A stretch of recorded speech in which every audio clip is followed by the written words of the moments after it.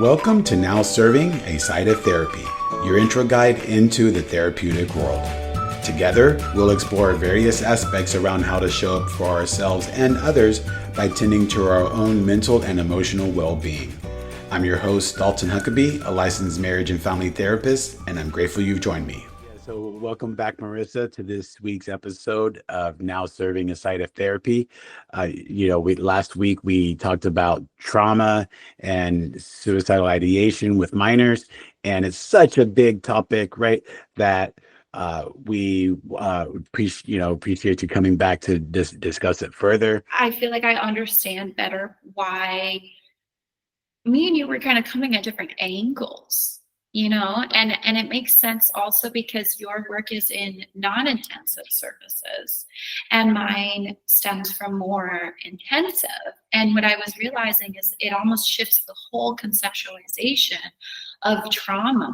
Whereas, for instance, when you mentioned that parents often bring their child to therapy, asking, and they experienced this traumatic event, how is it impacting them? That never happens in intensive. It's almost always the opposite of the behavior is being so escalated and essentially being forced into therapy from court cases or psychiatric hospitalization for safety purposes. The parents most often have a more negative perspective of their child, initially sharing, why are they getting into fights at school? Why are they trying to harm themselves? Why are they, why can't they just listen to me? And really showing a lot of anger and misunderstanding rather than asking how the trauma is impacting them. So that was also something that was kind of going on in my mind subconsciously that I didn't really even understand that question when you asked it to me, because I said, parents have never said that to me before, so and it makes sense because in intensive the behaviors are more escalated. So that's like the main focus in the beginning, and starting to explore, what's underneath. And so I did a lot of psychoeducation, teaching parents, look, they experienced this really difficult thing. And, it makes sense that their behaviors are like this right now. This is what you can do to support versus the other way around, saying, how is it impacting? It is important just to kind of clarify on some of those techniques that I was mentioning from last podcast, is that, when there is immediate danger involved, when there's abuse, when there is trauma in the home, the number one priority is always safety.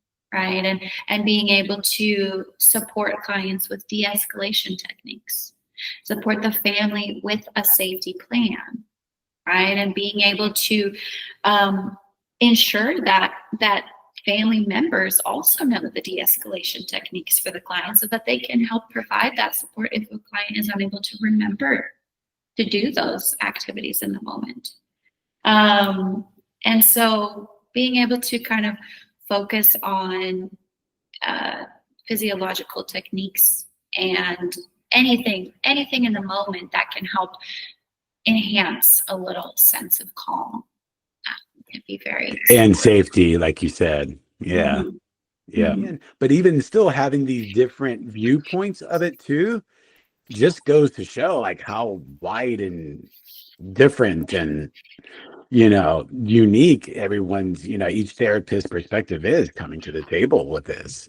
Oh, yes. I mean, so many different therapists will have different techniques, and being able to really just explore what works best for each client. To your point, right? Some of the information that we discussed last week, right, it does seem broad, right? Where it might kind of like what it might look like over the course of therapy, right? But earlier on, like what's really, when we talk about meeting the client with where they're at earlier on, right? Like what are some areas that we can some techniques that we can do to provide them with that sense of creating safety and calm? And it sounds like you have some physiological techniques that you like to practice with clients to achieve that. Yes, absolutely. So I have this whole acronym called reset that I love to teach clients in these moments, right? So R actually stands for recognizing. and rating your current state of stress, right? Learning to recognize that, putting it on a scale, possibly, right? 0 to 10. How stressed are you in this moment? How anxious are you feeling in this moment? Right? And a lot of times too, there's controversy about putting something so subjective onto a scale, feeling like it can be kind of too structured or arbitrary. What I have seen is that over time, each person with consistency of practicing this scale will actually come up with, what those numbers mean for them, right? And it's okay if one person's 10 is completely different than another person's 10. The scale is really not for me. It's to really support that idea of your own self-awareness of these symptoms as they're arising. Yeah, and their own experience, like you said, even though it's subjective, it's still a rating based on how they are perceiving themselves, how they're feeling in their body, right? And and like you said, just kind of a self gauge for how are they feeling today. And so even though it's self-reporting, it's still information that we can use in order to track. Mm-hmm. Exactly. So when I go through this first step, the R of the reset, it'll be often exploring, how are you feeling in this moment, right? In the session. If it's a 2, that's great. That means you'll be more capable of actually receiving this information right now, right? As our bodies are higher stress at higher stress levels, it's often more difficult to learn new things, to receive information. It's already starting to be in that survival mode or that fight or flight mode when it's at a higher Just level. a side note on that too, right? And Mm-hmm. hopefully we don't get too trailed off here. I tend to do that easily. But Mm-hmm. when you say that the client might come in with a 2, and that they're Mm-hmm. more amenable to receive the interventions, and yeah, that's because they're able to think logically instead of their brain being hijacked by the emotions, right? Mm-hmm. And so, but to that point, even when clients, even adults, will come in and say, yeah, I'm only like at a 2 out of 10. I'm like, they might think, oh well, I don't need to do a therapy session today, right? Because Mm-hmm. I'm not at a 10 out of a 10, right? As if the Mm-hmm. only time to do a therapy session is when we're at a 10 out of a 10. But Yes. no, it is equally important when we have those lower scale ratings, right? Mm-hmm. That we can start to digest, right? When we talk about things being digestible, they're more digestible when they're in a more calm state. Absolutely. It's easier to really dig into those cognitive interventions and further processing of that deep trauma when you're at a lower state. Higher states is much more focused on current de-escalation, right? And really getting back to that balanced nervous system and feelings of safety. So, I mean, the term reset actually comes, I often describe, what does reset sound like to you? Where does that sound familiar? What context? And sometimes I'll relate it to technology. Okay, sometimes when a computer or your phone or the TV is kind of malfunctioning, right? What does that look like? It's glitching. Maybe it's going slow. Maybe it's turning on and off. Whatever the case may be with this computer, it sounds like it needs to be reset. And what does that look like? Maybe turning it off, giving it a couple of seconds, pause to restart, right? It's really starting to rebalance that nervous system. And similarly, our bodies often need this reset in moments of feeling escalated. So, what does that malfunctioning actually look like in the human body? Right? It can come up in a lot of different physiological ways, such as brain fog, sweating, shaking, tapping your foot, stuttering. It can also, when it's very escalated, higher, it can turn into those angry outbursts. It can turn into the yelling. It can turn into the physical aggression as well. Seeing black, seeing red. So really understanding that these physiological impacts are on a scale. And if you're able to identify them also earlier on, before you're already at a 10, then you'll be able to start implementing some of these techniques as well to help reduce your rate before it turns into something that you don't want it to. Okay, so the next step is E, which stands for engage with curiosity, compassion, and non-judgment. Okay, so this has to do with exploring the current triggers in the moment. Okay, so at any given moment when you decide to assess and rate yourself, the next step is to say, what is happening around me? What is leading to me feeling like this right now? Is it because somebody else said something about me that I didn't like?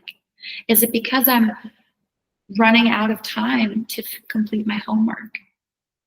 Is it because I am late to this appointment, right? There's all sorts of things that in the moment can be those surface level triggers that maybe we weren't even aware of as triggers. So being able to, number 2, step E, engage with curiosity, is a huge step for that awareness. It's kind of like you're an own social scientist, researcher, investigating. That's what I'll often say. You get to investigate right now what's going on in your environment, in your mind, to give you more power to have that awareness.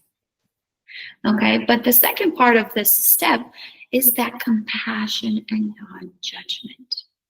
And this is critical because oftentimes when we determine what led us to feel angry in that moment or what led us to feel anxious in that moment, it can lead to then a further negative downward spiral of further anger, maybe at that person for saying that thing. Or anger with ourselves, saying, why am I always so late with my homework? Why do I procrastinate? So yes, it's incredibly important to be aware of those triggers in the moment, but also to add that second layer of compassion to avoid running into the negative spiral, falling into the negative thought process, which then in turn would further escalate your physiological symptoms. Yeah, and it can be, quite challenging to identify those moments when, self-judgment or, the self-limiting, limiting self-referential beliefs too, right? That as we call it, that how automatic and instilled they are. And so I could see how that would be, I could see how that would be challenging for minors to be able to identify that for themselves. So do you find yourself like calling that out in session with minors when you work with them, like saying, hey, that sounds like self-judgment to me?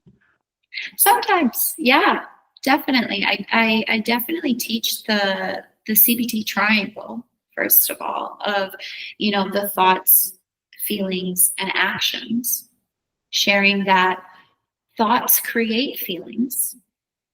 Feelings create actions. All feelings or emotions, feelings and emotions are valid, but not all thoughts are true. Not all thoughts are true. And not all behaviors are okay.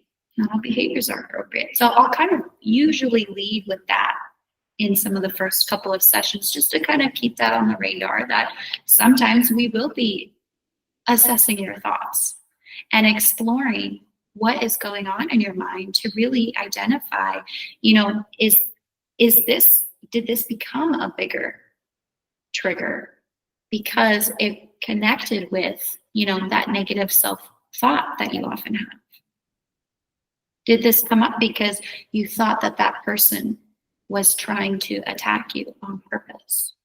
Did this come up because you felt that you're not good enough? So it's definitely part of that therapeutic alliance to determine when is it okay to challenge clients' belief system and thoughts in the moment, and really help practicing that. That is a CBT technique called thought stopping, right? Being able to really check and identify, am I experiencing a cognitive distortion right now? And is there another way to view this situation? And when you talk about, again, kind of these, especially at these earlier stages, like working with clients to create that sense of safety and de-escalation, and considering the involvement of the family with treatment as well, do you find that, like, is family involvement around kind of like in between sessions around supporting kiddos to be able to identify these thoughts that might be going on for them, so like self-judgment thoughts? Do you think that that's something like the family's able to like practice with the kid in between sessions? Because again, we're only with the client like just a small time, right? Throughout compared to the rest of the week. And so we can review these things with kiddos, right, in session. I was just kind of curious to help kind of like solidify that. Do you feel like that's a space where maybe families can join with the client and kind of keeping an eye out for these things in between sessions? So my first thought to that is, when we're supporting clients, kids in particular, with identifying their negative self-talk and those thoughts, it is a very much personal process of what's going on in their mind, right? And a lot of times children feel, it exposes a lot of vulnerability and feel embarrassed about some of these insecurities that they're having. So with regards to families' involvement, I often focus more on, those behavioral supports that families can see and remind clients of their coping skills, for instance. To tell clients, I'm here for you, right? You are good enough. So those are some things that parents can say that can support clients' negative self-thoughts, right? You are good enough. I love you. But with regards to parents calling out their kids, saying, you're having this negative thought right now, I haven't seen that to be too helpful, and almost probably more hurtful with regards to the relationship, as saying, parents calling out clients saying you're wrong for thinking this, is what it might often come across as. It does take some therapeutic techniques to challenge those thoughts in a way that feels comforting versus dominating Or threatening. Yeah. Mm-hmm. Yeah. Mm-hmm. Yeah. So with regards to thoughts, I would say that's more personal, but families can, provide information such as, I'm here for you. You are loved, right? And again, we're talking about creating that safe space, right? That's an example of that too. For the child to feel comfortable expressing their thoughts with their parents. That's the ultimate goal, right? And Right. they'll get practice expressing their thoughts in the therapeutic session. And then over time, feeling safe enough with, ideal changes that the parents are making, siblings, for them to also then feel safe enough to connect with their family in that way when they're ready to express their thoughts. That's the important part, when they're ready, right? Can't force this process. Yeah. So the third step of this RESET acronym stands for settling the nervous system with calming action. Okay, so this is where the real physiological techniques come into play. What can you actually do to help yourself balance that nervous system when you're at a higher level? Okay, so oftentimes I'll practice some of these with the clients in session, and of course encourage them to practice it outside of session during the crises. For instance, some of them are progressive muscle relaxation. Okay, so that's where somebody would tense their muscles, hold, and release. Okay, and we can do this in a body scan or certain muscles pinpointed individually. I often like to start head to toe, right? For instance, I'll guide saying, now it's time to tense your forehead. Okay, hold it tense, and then release. Notice how it feels to release the tension from your forehead. Okay, and then we go down to the nose and the mouth, tense and release. And then we can continue to go down shoulders, chest, hold it tense and release. Okay, and so this really focuses on the physical aspect of where that anxiety or anger is showing up in your body. Okay, a lot of times when people tense their foreheads and release, it's like, whoa, I didn't even realize my forehead was so tense. I didn't realize my mind, the overwhelming thoughts, was actually showing up in that physical way in my forehead, my headache. Right? And this is where the huge connection, body-brain connection comes in. Yeah, you might even see some people like this, right? We're like, relax your shoulders. They are relaxed, right? Or, it's like you said, just bringing attention and awareness to the body, right?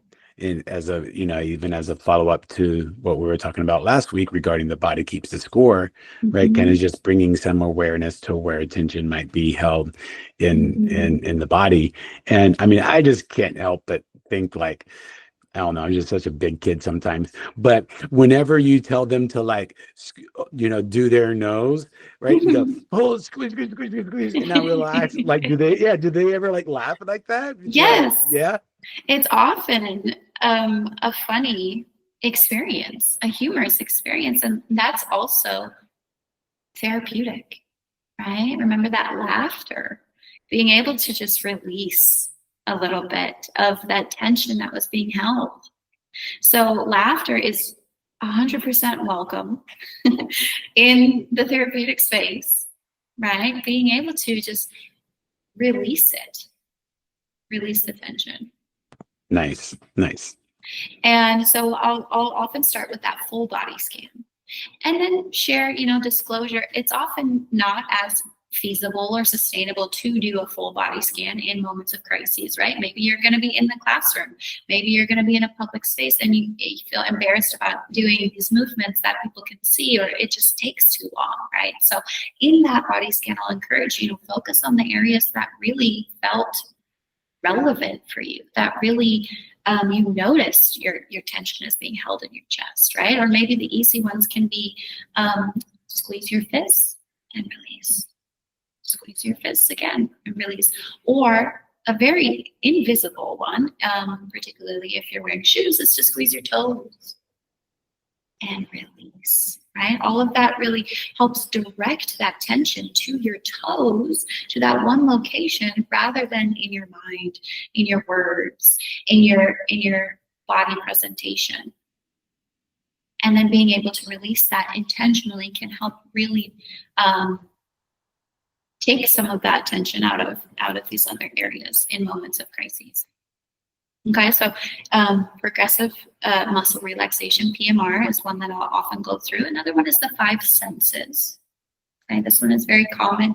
A lot of people have heard of it, probably going through 5 things that you can see, 4 things that you can touch.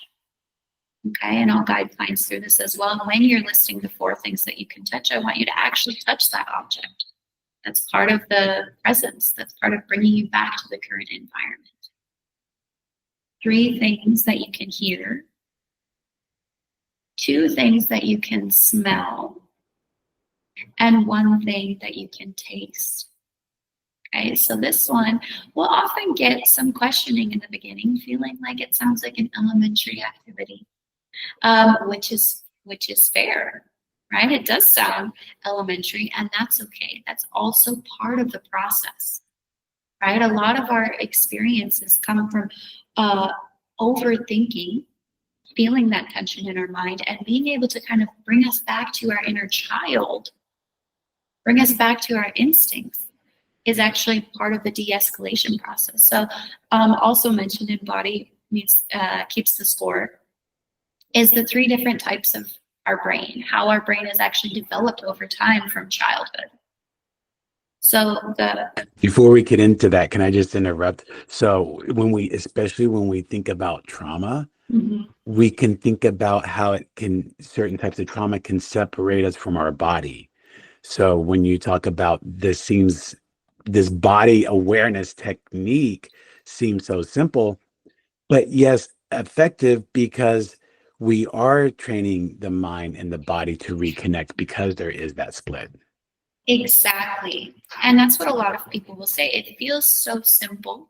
And especially when you're at a 2 on the de-escalation scale, it feels like, what? Of course I know this. To breathe, right? But oftentimes, as you mentioned, with dissociation, feeling separated from the body, feeling like in another reality, in another universe, not even noticing your environment or where you are in the present moment is a huge part of that escalated state, that escalated fight, flight, or freeze response. And so some of these techniques are very simple and also very useful and effective when you take it seriously, right? And being able to see that it makes sense. With regards to the brain development, for instance, the first part of the brain that develops when children are, 0 to 2, 0 to 1 years old, something like that, is the reptilian brain. Okay, so this is where it's really just instincts, okay? Eating, going to the bathroom, sleeping, things like that, okay? The second part of the brain that develops is the mammalian brain, okay? Think of it like mammals, in groups and connection, relationships. So this is when a child starts to form those bonds with the people around them. Okay, and then the last part of the brain that develops is called the rational brain. And of course, having the rational brain is a huge skill. It separates us from other species, and you're able to create things and think things and build things, and it's a wonderful skill. And it can also be a weakness when people get stuck in their rational brain, the overthinking, right? And the dissociation. This comes from kind of a disorganized thought process of feeling overwhelmed, of having thoughts in all different directions. So being able to really bring yourself back to that reptilian, the mammalian, the instincts, the simplistic activities can help kind of release some of that tension from the forehead as well. Okay, so we've got PMR, Progressive Muscle Relaxation, 5 senses. Of course, deep breathing is another practice, but all sorts of little things that can be helpful, such as having an item, right? A ring or a bracelet that children might be able to actually, hold onto or play with in class. Okay, or having a specific item like a fidget spinner, right? These are other examples. Stimming is an example of a physiological technique that can help calm and self-soothe from being in an escalated state. Okay, so step number 4 of this reset process is E, stands for envisioning calm. Okay, so envision calm. This one is not as much, well, it's not physiological, it's not physical. It's on your imagination, okay? If you're able to prepare an image that you already know brings you peace, okay? So for instance, imagining that you're at the beach. Imagining that you're in the mountains, looking over the the scenery, imagining that you're in a cabin, whatever the case may be for you, and each person has their own desires of a place that will bring them peace. But being able to kind of brainstorm and think about that and notice the impacts of when you look at certain images. It can also be, imagining a flower versus imagining something scary. I mean, I'll kind of go through those examples as well. How is this really impacting you? And showing the huge difference. So being aware of what you're seeing, maybe you can save a photo on your phone if you really would prefer to view something in real life, a photo on your phone that, I'm going to look at a picture of my dog in this moment, and this will bring me peace. So all of these actions can be part of the safety plan, right? The physiological plus this imagination piece. Okay, so that kind of goes into guided imagery too. We can go through different practices that way. The last step of reset is the T, which is repeating and encouraging thought or mantra. Okay, so this kind of brings it back to the cognitive of, positive affirmations. I am capable. I can do this. I am peaceful. I am good enough. Or mantras, which is like phrases. What are some things that can help me get through this current trigger? I don't need to give my energy to them. Right? This is not worth my time. So there's all sorts of examples. Similarly, each individual has their own personal phrases and thoughts that are relevant for them, that can really help bring them a sense of ease. And so these are kind of a lot of things that I'll explore with clients to help them notice how they feel after saying certain things, after practicing certain things. A lot of people might think, they'll say it once and think that they'll feel better. And I also encourage, it's a process. Yeah, it takes reps, right? It takes reps because, again, we're going back to creating those neural pathways in the brains, and, creating those new pathways, right, takes a lot of reps. It's a skill. So being able to view it, I'll use the example of learning how to play the guitar. First time you try to play the guitar, are you an expert at it? Definitely not. Probably not. So being able to try these things with an open mind, understanding that not all of them will be the most helpful for you, but also exploring what can really work for you, what is effective, and giving it time to be effective, giving it practice, consistency. With the more practice, the more skill you'll have with being able to de-escalate yourself in these moments. Being able to return to that balanced nervous system. Have you ever found that with working with clients that when they try to get into the body, that's almost kind of be like contraindicated for them just because it's like too much and too overstimulating? Have you ever experienced that?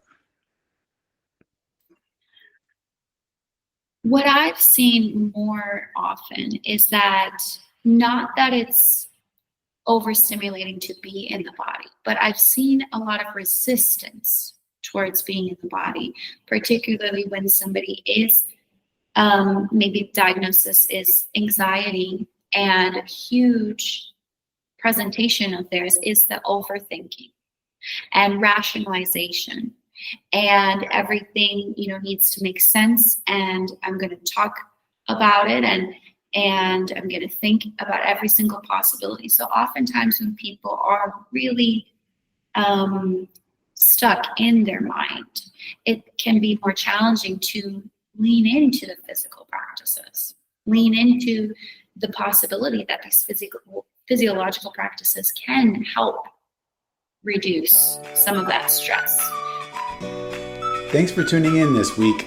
Be sure to check out our next episode as we continue to explore more elements of your therapeutic journey.